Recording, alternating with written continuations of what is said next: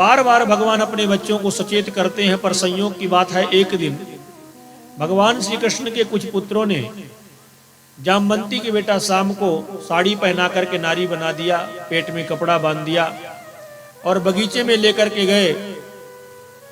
वहां बड़े बड़े महात्मा विराजमान थे और पूछा कि महाराज ये बताइए कि इस बहू के क्या होगा, बेटा होगा कि बेटी।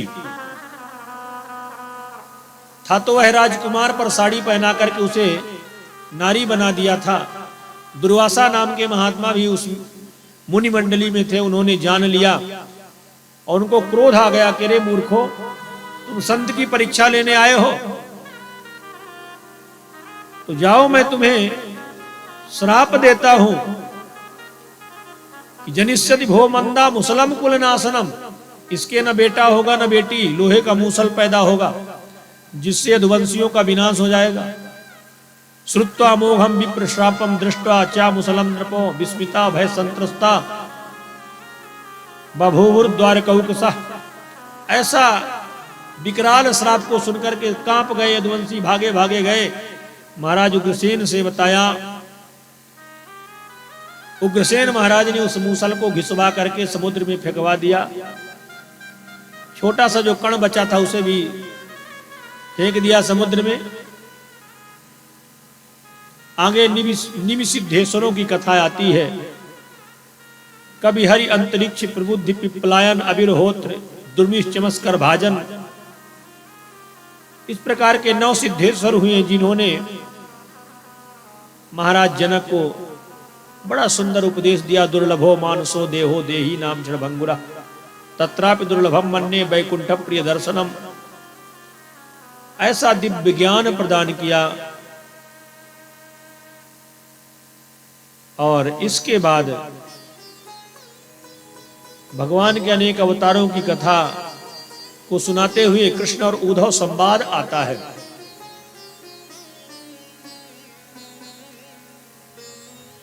कहते हैं कि जब यदुवंशियों को श्राप लग गया, भगवान की ये इच्छा थी।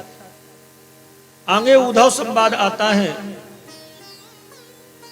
भगवान श्री कृष्ण धीरे धीरे जाने की तैयारी कर रहे हैं, तो उद्धव जी ने देखा कि भगवान श्री कृष्ण अब द्वारिकापुरी से जाने वाले हैं। तो उद्धव जी महाराज गए, भगवान से प्रार्थना किया, प्रभु हम क्या देख रहे हैं कि आप जाने की तैयारी कर रहे हैं, धराधाम को छोड़कर जाने वाले। तो प्रभु आपके जाने के बाद जीवों का कल्याण कैसे होगा, हम भी आपके साथ चलेंगे। उस समय भगवान श्री कृष्ण ने उद्धव जी को दिव्य ज्ञान प्रदान किया है। एक अवधूत का इतिहास सुना करके उद्धव जी को उपदेश दिया। दत्तात्रेय के 24 गुरुओं की कथा सुनाई। 24 प्रकार के गुरु होते हैं जीवन में। दत्तात्रेय महाराज ने 24 प्रकार के गुरु बनाए। पृथ्वी वायु आकाशो अग्निश्चंद्रमा रपि कपोतो अजगरा सिंधु पतंगो मधुकृत गजा मधुआ हरिणो मीना पिंगला कुरोर्भका कुमारी सरकृत सर्पो ऊर्ण नाभि सुपेशकृत। दत्तात्रेय महाराज बड़े ज्ञानी और प्रबुद्ध थे। उन्होंने 24 गुरु बनाए। यहां तक कि उन्होंने पिंगला नाम की वैश्या को गुरु बनाया, कुमारी कन्या को गुरु बनाया, पृथ्वी को गुरु बनाया, आकाश को गुरु बनाया, सूर्य को गुरु बनाया, चंद्रमा को गुरु बनाया, मकड़ी को गुरु बनाया। और इन सबसे शिक्षा लिया उन्होंने। दीक्षा गुरु एक ही होते हैं, पर शिक्षा गुरु कई हो सकते हैं। दीक्षा गुरु वह है जो जीवात्मा और परमात्मा का संबंध कराते हैं, कान में मंत्र फूंकते हैं। और शिक्षा गुरु वह है जिनसे कोई भी ज्ञान की बातें मिल जाए, वो गुरु के तुल्य है, गुरु की श्रेणी में आता है। ऐसे 24 प्रकार के गुरुओं की कथा सुना करके बद्ध मुक्त तथा साधु और इन सब के लक्षणों का वर्णन किया। उद्धव जी महाराज को दिव्य ज्ञान प्रदान किया। उद्धव जी चलने की बात कर रहे थे, भगवान ने कहा नहीं नहीं उद्धव, तुम्हें मेरे साथ नहीं जाना है, तुम्हें जगत का कल्याण करना है। तुम चले जाओगे तो इस भक्ति का प्रचार कौन करेगा। और उसी क्षण भगवान श्री कृष्ण ने उद्धव को दिव्य ज्ञान दिया, भागवत का उपदेश दिया कि हे उद्धव, तुम संसार में विचरण करते हुए यही भागवत धर्म का उपदेश करके जीवों का कल्याण करना। भगवान के दिव्य विभूतियों का वर्णन है और वानप्रस्थ और संन्यास का वर्णन। जिस समय उद्धव जी को भगवान ने उपदेश दिया, अपना तेज भागवत जी में समाहित कर दिया,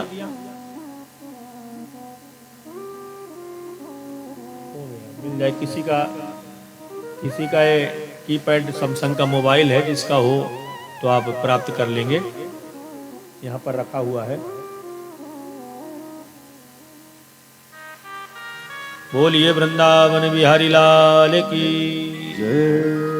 उद्धव को उपदेश देने के बाद भगवान ने ऐसी लीला करी। एक बार सभी यदुवंशी कृष्ण पिंडारक क्षेत्र गए, समुद्र के किनारे जाकर के वहां बहुत बड़ा यज्ञ किया, अनुष्ठान किया, ब्राह्मणों को खूब दान किया और सबने मैरेयक नाम की मदिरा पान कर ली। सबके नेत्र मतवाले हो गए। परिणाम यह हुआ कि एक दूसरे से लड़ने लगे, जो मना करता उसी से लड़ने लगते। अस्त्र शस्त्र निकाल लिए। कुछ देर में सारे यदुवंशी एक क्षण में समाप्त हो गए महाराज। अब जब अस्त्र शस्त्र समाप्त हुए तो वही घास जो मूसल का कण समुद्र के किनारे किनारे घास बन करके उगा हुआ था, उसी को उखाड़ करके एक दूसरे के ऊपर प्रहार करते। जैसे बांस के घर्षण से आग लग जाए तो सारा जंगल नष्ट हो जाता है जल करके, इसी प्रकार से सारे यदुवंशी आपस में लड़ भिड़ करके समाप्त हो गए। सयाने सयाने बचे और जब यदुवंशी समाप्त हो गए तो प्रभु ने सोचा कि अब मेरा परिवार तो समिट गया, तो बलराम जी ने सोचा कि अब हम भी चले जाएं। बलराम जी महाराज शेष के रूप में आकर के उसी जल में प्रवेश कर गए और रामम निर्वाण मालोक भगवान देव की सुता। प्रभु बलराम जी का निर्वाण देख करके भगवान श्री कृष्ण ने सोचा अब हमें भी जाना चाहिए। तो एक अस्वस्थ वृक्ष के नीचे, पीपल वृक्ष के नीचे बैठ गए और एक पैर को दूसरे पैर के ऊपर रख लिया। दाहिने पैर को बाएं जंघा में रख करके भगवान लेटे हुए थे। तब तक एक जरा नाम का बहलिया आता है। लौह कण से बुझा हुआ बाण लिया था, उसी बाण के द्वारा भगवान के तलवे को निशाना बना करके मारा और वह बाण सीधे भगवान के चरणों में लगा। बहलिया ने सोचा था कि ये कोई मृग होगा, मृग समझ के मारा था, पर वो भगवान के पैरों में लगा। दौड़ कर गया, भगवान को चतुर्भुज रूप में देखा, हाय हाय करने लगा।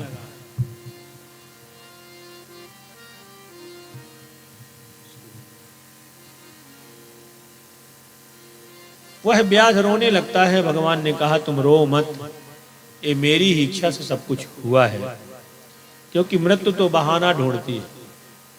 मृत्यु को कोई ना कोई बहाना चाहिए।